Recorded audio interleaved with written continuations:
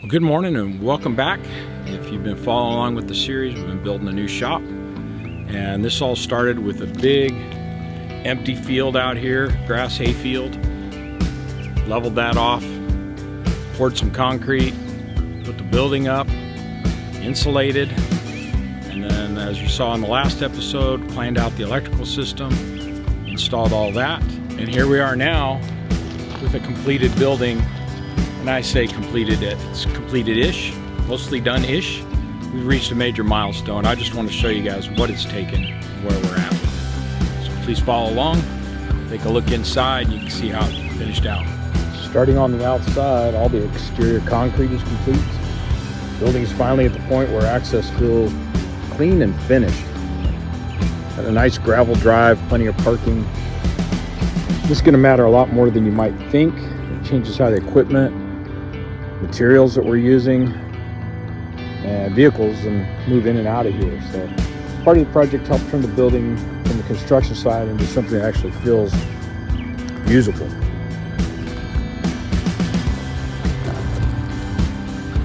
Still got some cleanup to do. We've got to get rid of some of the boxes and this old spool. But overall, we are done in here.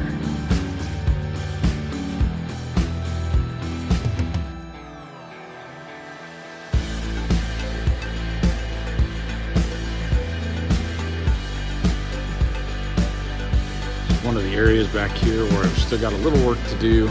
That's just, there's some conduit that still needs to come from the electrical panel through that opening into this other side underneath the balcony. And then we'll finish up the back wall there after we get our final electrical stuff in it. And we still have the bathroom to complete.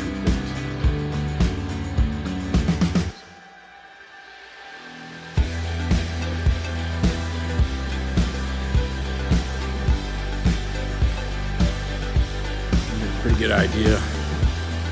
So each of these panels is 10 foot tall, so 20 foot plus another almost 4 feet up there into the peak. It's quite the distance. Without the use of a scissor lift, just would not be possible, at least not for one person. You could probably do it off ladders, but what you can buy one of these used for, and then when you're done with it, resell it, probably get all your money. But even if you're out a few $100s, the amount of effort it saved was just unbelievable. So inside, we showed you previously where I'd insulated everything, and you can see the foam. It was kind of a green color. Right here above my head, you can see that the ceiling is white, and that is after they spray the foam on, they spray another coating over the top of it to make it fire retardant, so that we don't hopefully risk ever having a fire in here, even though we're doing welding and cutting and all the other stuff. Then I covered all the walls with OSB, and I used 4x10 sheets. It just gives you that extra 2 feet, so you need fewer sheets overall. Doesn't make it a whole lot cheaper, although the 4x10s tend to, per square foot or square inch, however you measure that, be a little bit less than the 4x8s. So that goes all the way up to about 24 something feet at the very top up there. Now the reason I went with OSB is for the durability. Like if you run something into it, it's not liable to punch through it. It gives me the ability to mount stuff anywhere on these walls. Basically I have structural support anywhere I want to go. I kept it pretty light on the lumber that's behind all of that because we just needed it to be able to hold the OSB up and anything we attached to it. We weren't trying to build the building out of 2x4s and OSB. Now this also gives me a very finished look in my opinion, unlike having just open walls and the insulation showing.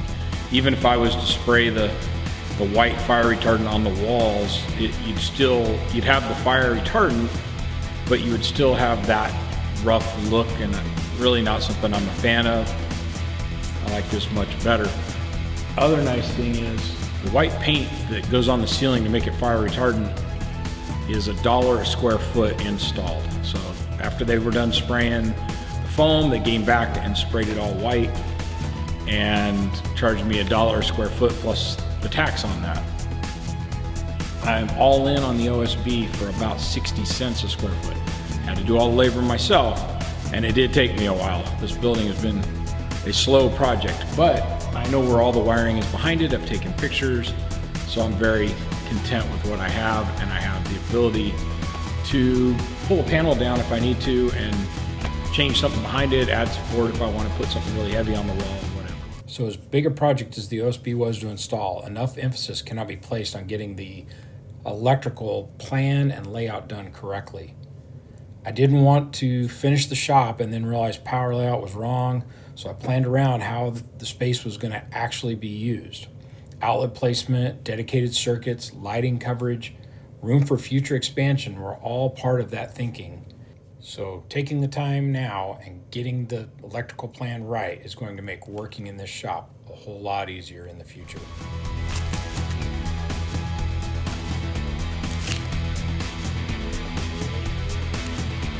So the goal here is to get all these measurements where this box is going to be. I don't like this type of faceplate, so we're changing these out as we go.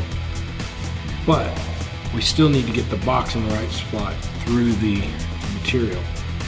And then I've been going along, and anywhere we've made penetrations through the wall that weren't foamed up really well, I've been adding some foam on that. All that's part of putting up the interior walls. And I'm overdoing it because that's how I always do. But personally, I like the way it looks, and I like the durability of it as I continue to work in the shop for the next few decades, hopefully. Then you can see I have studs. I only put one every 4 feet. I didn't really need the studs for what I'm doing. The electrician needed them for running all his wire. He has to have it supported every so often, I don't know, 4 feet, 6 feet, whatever it is. So it only made sense to throw some studs in. Gives me some nailing, especially where the sheets meet each other so that they're not too flimsy. But you can see up top, I didn't have to do that. And I just put a backer board in there, screw the two together, and so I can use a lot of scrap lumber and stuff like that for those areas. Here's another little trick. Every time you put a board onto your work surface, you can work on the ground if you want. I don't like that. I bought one of these octopus or something like that. It's got all these legs on it. It's an expandable, contractible table. Works really well. You put down one sheet of, in this case, OSB, then put down a sheet of like 1.5 inch insulation, foam insulation. I bought the cheap one, the styrofoam one versus like the pink stuff. Half the price, and it does exactly the same thing for me because I'm just destroying it, cutting into it. But it gives you a nice work surface. What I was gonna say is lay your lumber, your sheeting, on the table the same way every time. Bottom for me is down that way. This is the top. If I do that, every time I pull out my measurements for whatever I've got to cut into it, it makes it easier to get the orientation right. I've still screwed up maybe 2 boards, but that's pretty good. 2 sheets out of all the sheets that have already gone up. And I've got, I don't know, probably another 30 plus sheets to go up. So this particular sheet's gonna get 2 boxes. So what we want to do is find the location of the first one. I like using a square because it just makes it easy to line things up.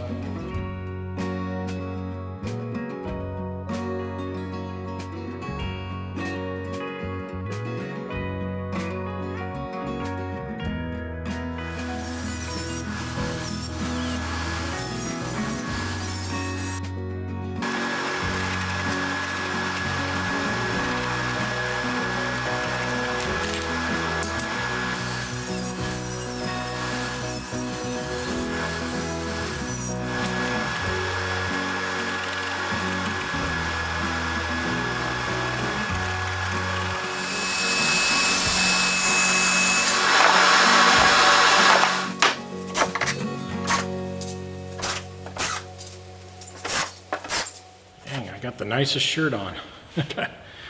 Well, I think you guys get the idea.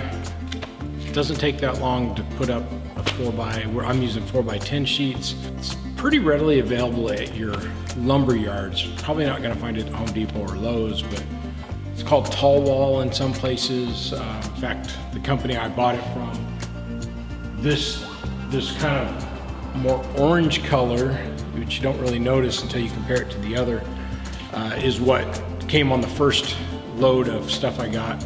And then the second load is this lighter colored, and it's branded Tall Wall. So what I've got left, and the shadows are gonna be terrible, is basically I'd like to get this section of wall done, and maybe this side over here, and then tomorrow, or actually it'll be next week, I'll try and get the above the 10 foot. About four whole sheets, and then probably one sheet cut into pieces to get the last little pieces in there. So try and get all that done today, which you can probably hear it, I have a cold, so I'm just not moving very fast. But if I can get that done today, then I can come back next week and try and do the upper part. Again, take pictures as you're covering it up of where all your wiring or plumbing or anything else that's in the wall there that you might ever need access to again. It's way easier to find it thumbing through pictures than it is pulling all your paneling off the wall. At least you'd know, hey, I just need to pull one panel off. You also see I'm screwing everything in versus nailing it into the studs and stuff. That's just so I can take panels back off later if I want to make a change or move something, or I want to hang something really heavy on the wall. I can go back in and add some structure behind it fairly easily, take out 20, 30 screws, and eventually in this process we need to rip down some of these sheets in the width. And you can try running them through a table saw, or you can use a circular saw and cut them. And that's what we're going to do. There are different ways to do it. You can use a chalk line, just string out where your measurements are, then try and follow that line as closely as you can, and it probably work just fine for what we're doing here. Another way to do it is we can use one of these sheets to give us a straight line. So we need, and I've turned the sheet around, this is the bottom right now, but we need 33 5/8. And I want my cut edge to be over here up against a piece of metal that is not necessarily 100% straight. So we're going to come from this side, we're going to measure 33 5/8, put a little mark there, but then I'm going to make a bigger mark at 32 5/8.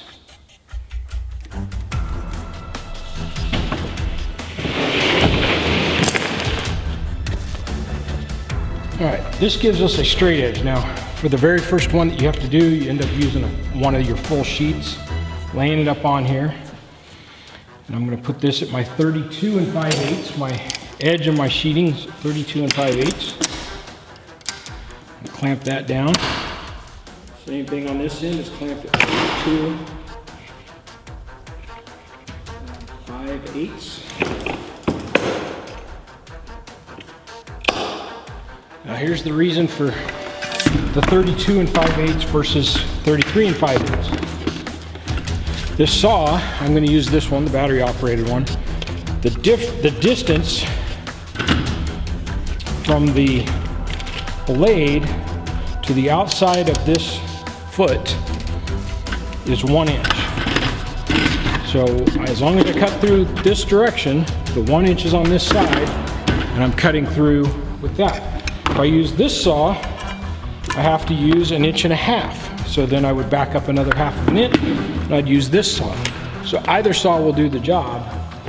However, this one's lighter, cuts just fine, and I don't have to have cords everywhere. Now we can use this as a straight edge. You do want to make sure you put a little pressure towards the middle when you get in there, because this, at least on this saw, the foot's fairly narrow, and it wants to try and go up under the sheeting. So you just have to use a little pressure.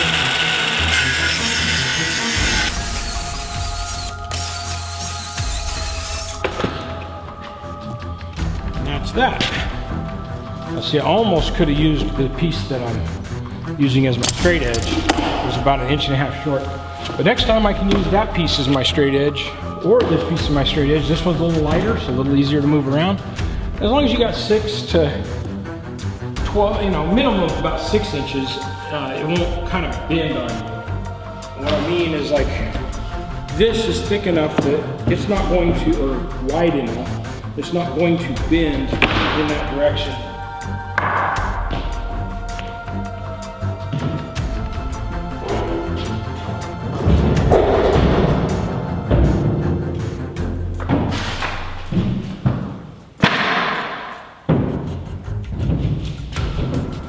another little thing is I don't like to put my sheeting directly on the floor.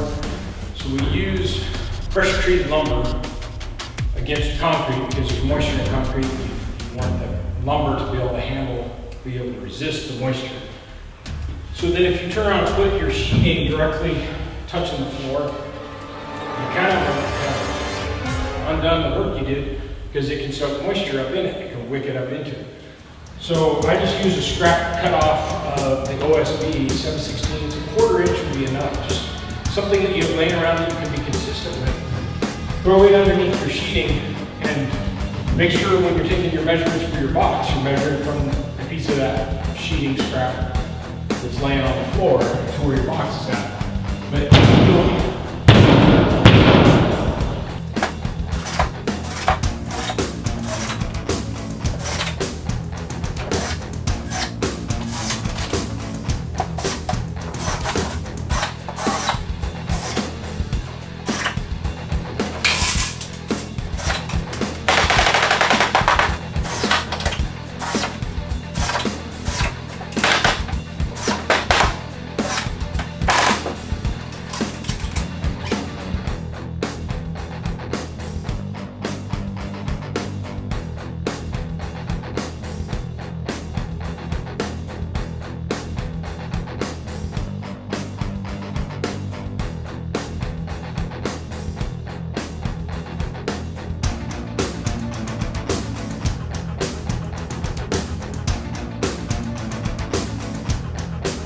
But y'all, that's it for today. I'm going to knock off, go have some dinner with my wife. It's been raining all day. Shocking. Anyway, we'll hit it again probably next week. I got to visit some family and do some other stuff. But, don't forget to have a life in between all your projects. So I think you can see the building is looking pretty sharp.